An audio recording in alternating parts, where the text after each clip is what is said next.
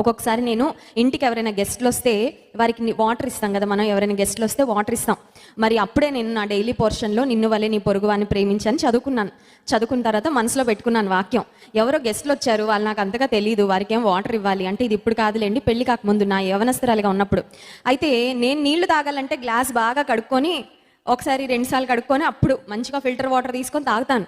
అయితే ఎవరో గెస్ట్లు వచ్చారు, నాకు అంత హడావిడిగా ఉంది, సరే వాటర్ ఇవ్వాలి కాబట్టి ఇచ్చేస్తున్నాను, మా మమ్మీ తెమ్మన్నారని గ్లాస్ కడగట్లా, గ్లాస్లో నీళ్లు పట్టేస్తున్నాను. అంటే షెల్ఫ్లోనే ఉన్నాయి, అవేం మురిగ్గా లేవు.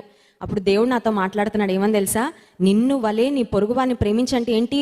నీకు నువ్వు గ్లాసు కడుగున్నదైనా కూడా మళ్ళీ కడుక్కుంటావుగా, మళ్ళీ శుభ్రంగా ఉందా లేదా చూసుకొని నువ్వు తాగుతావే. నిన్ను వలే నీ పొరుగువాన్ని ప్రేమించన్నప్పుడు నిన్ను నువ్వు ఎలా ట్రీట్ చేసుకుంటున్నావో నీ ఇంటికి వచ్చిన వారిని కూడా నువ్వు అలాగే ట్రీట్ చేయాలి. నీ సహాయాన్ని ఆశించిన వారిని కూడా అలాగే ట్రీట్ చేయాలి. నేను చెప్పింది పెద్ద విషయం ఏం కాదు, కానీ దేవుడు చిన్న చిన్న విషయాల్లో కూడా మనతో మాట్లాడుతూ ఉంటాడు.